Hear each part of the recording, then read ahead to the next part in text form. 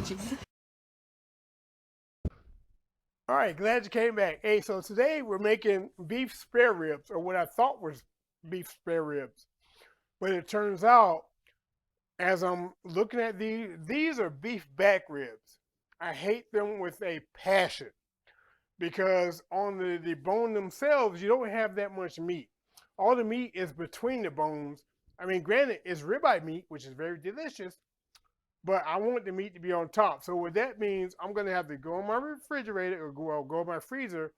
I'm gonna have to pull out the big boys, the beef plate ribs, which I didn't have scheduled to cook, but because of this, I'm gonna have to do it, right? Because I want to enjoy. When I grab a beef rib, it needs to be bulky, not skinny like a pork rib. It needs to be bulky. But having said that, you saw the thumbnail and strip it down. This is what we're making. Look at this. Yeah, beef spare rib. I mean, it's not the brontosaurus ribs that I made before. It's not the beef plate ribs that I made before. These are beef back ribs, I'm sure. But we're going to have it, and I'm going to have some right now. I'll give you a little taste.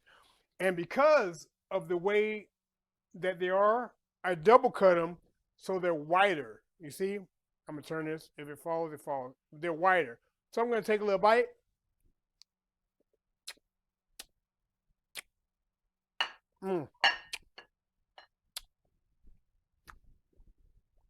Tender. I mean, it's delicious. I mean, it's ribeye meat. I mean, it comes from, they're cutting it away from the ribeye, but I just don't like them. Hopefully you'll enjoy this. It's delicious, but I mean, you just can't get satisfied. You feel ripped up, whatever. They shouldn't sell them, is what I'm saying. But if you got them, make the best out of a bad situation. I'm going to show you how to hook them up. Thanks for watching. Hope you enjoy this.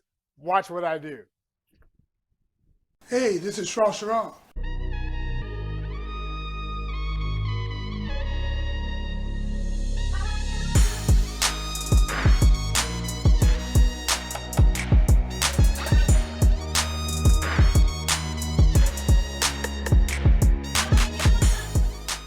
That's the best elevator music I ever heard.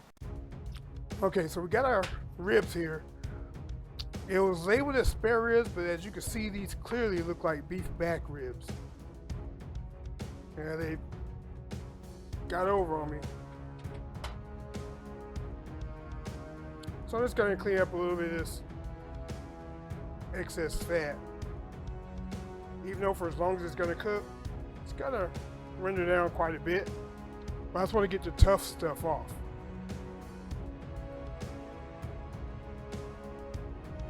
I'll get the thick parts off, thick fat. It's not too enjoyable to eat.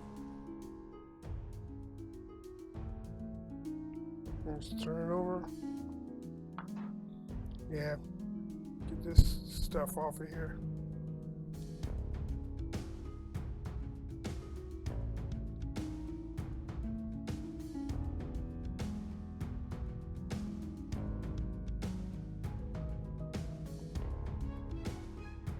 Looks like they've already taken the membrane off. So it looks like anyway. Normally I would leave the membrane on a beef rib because when you get done cooking it, it's going to be so tender that it's not going to hold together like a pork rib would. So we'll see how it turns out.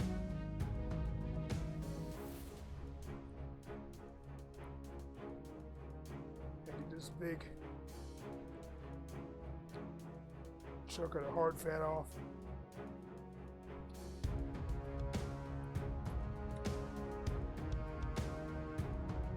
There's a little bit of membrane.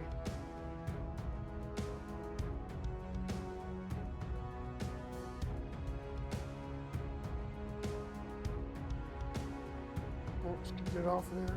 A couple more spots just to make sure.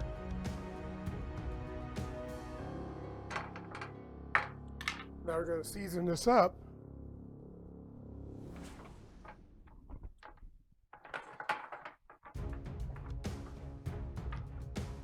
You can use whatever seasoning you want. You know, you can just use salt, pepper, garlic powder, or granulated garlic, granulated onion. But you know, I have my own little rub that I put on here. You know, it has, you know, salt, pepper, garlic, you know, some garlic, onion, right? A little sugar in it. I mean, you just make it to your taste, but really all you need is salt, pepper, and garlic and onion.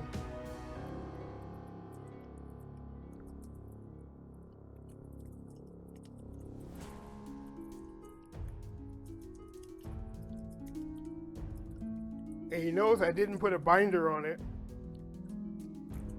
because as this cooks, as the fat breaks down, it'll hold the seasoning.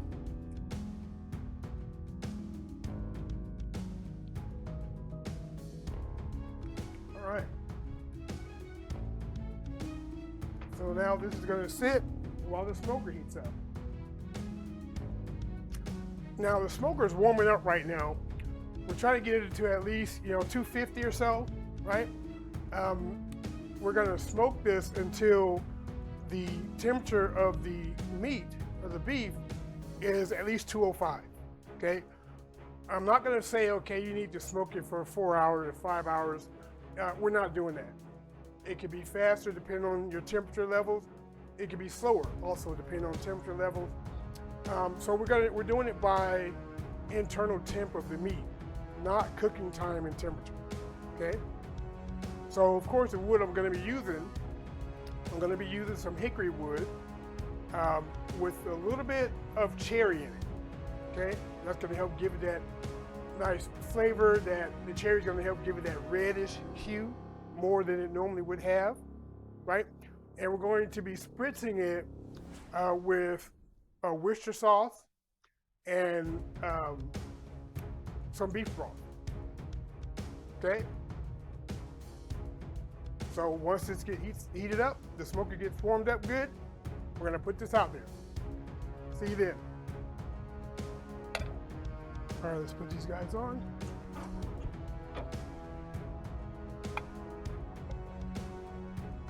You know.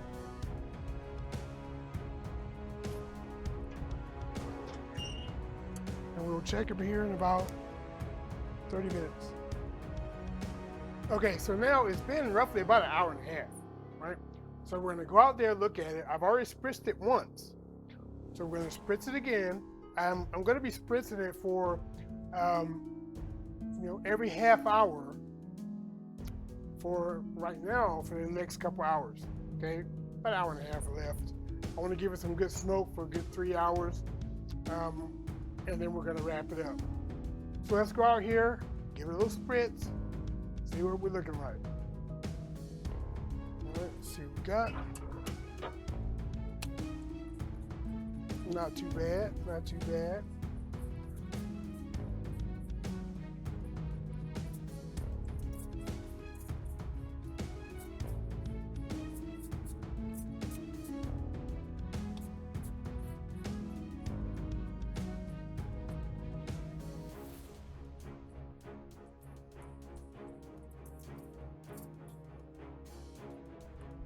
All right.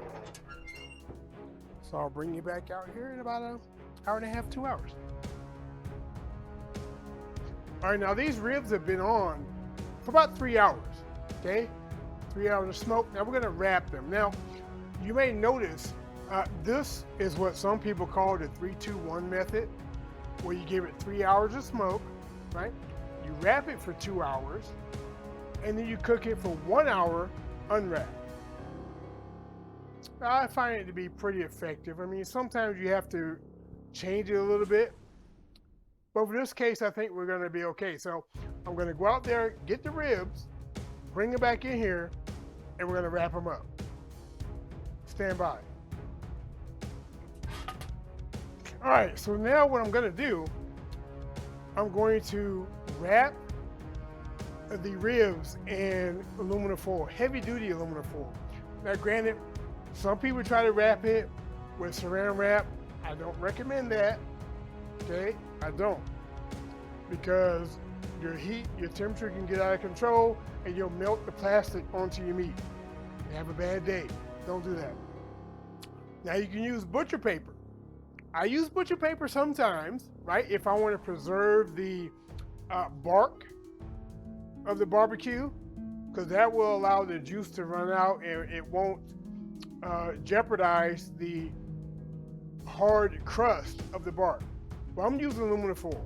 Okay, now what aluminum foil is going to do, you wrap it tight, it's going to steam basically the meat in whatever juices or seasonings you have in it to help tenderize it. So, I mean, you have options, so the choice is yours, or you can go with not wrapping it at all.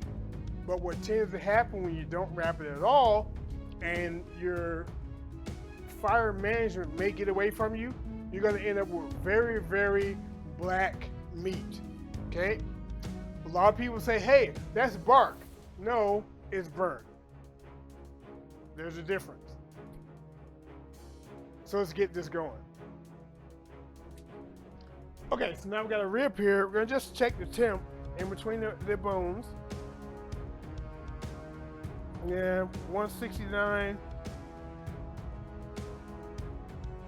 178 there. We got to get it to 205, right? So it's not even close. So what I'm going to do, I have some squeeze butter here. I want to put some squeeze butter on it. Give it some additional moisture in there.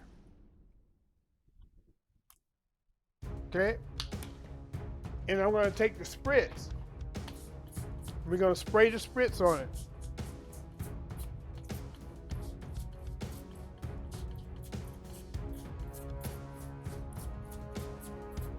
Right? Now we're going to turn it over so the meat side is down on the foil. Now, if you want, you can put more of the butter on it, which I will. Not much though. More of the spritz. Again, not much because it's on the meat side. But what I do want to do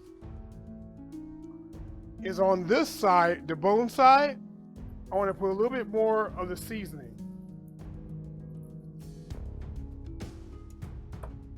And now we're going to wrap it. Now when you wrap it, be careful not to puncture the aluminum foil. Okay? That's why I use this particular heavy duty aluminum foil. It's no joke. It's a lot thicker than your normal foil you get from the grocery store.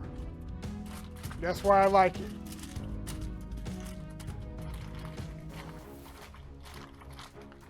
Right?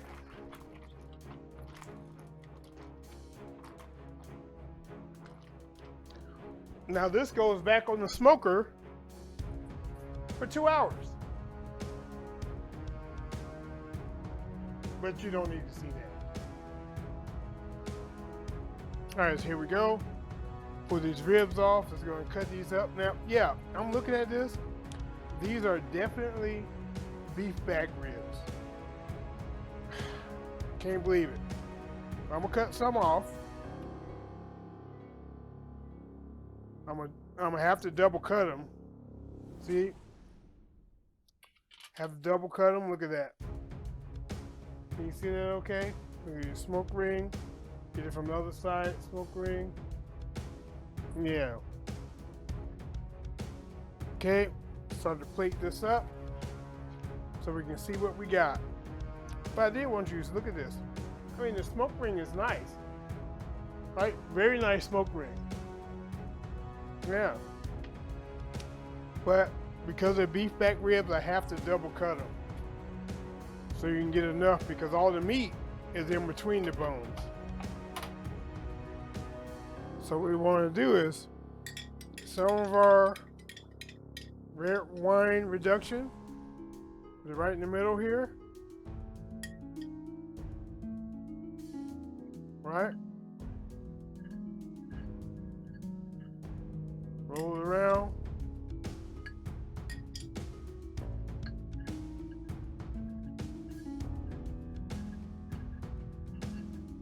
Okay.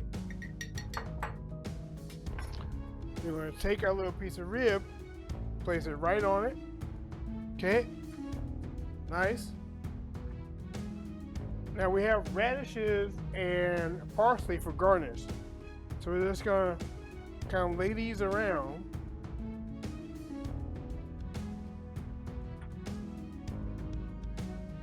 Right, just give a nice little presentation. Got some curly parsley here.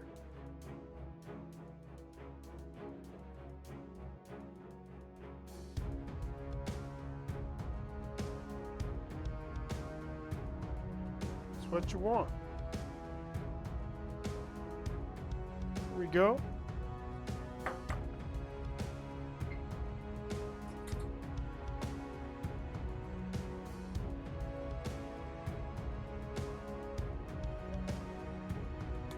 Take some photos here.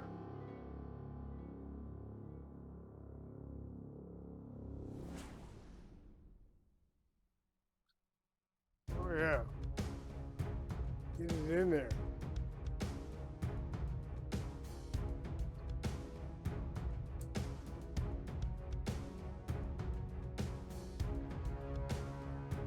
So here we have it. So smoked beef ribs. Now granted, these weren't what I thought they were. I mean, they turned out to be beef back ribs, which, you know, I despise, but we made it work. If you like this, give me a thumbs up. Hey, share me out if you can, right? If you're not part of the Peanut Gallery, hey, join the Peanut Gallery. Hit that notification bell, subscribe, right? You know our arms are open and we'll leave the light on for you so you can always find yourself to us, even in the dark. Also, if we're not subscribed, if you're not joined or connected with me on Instagram, hey, go to Instagram, put my name in, Shrashira, look for the gray cat, and let's connect. That being said, this Shrashira, truth be told, I'm going to tear these beef back ribs up. And I hope you like it. Thanks for watching.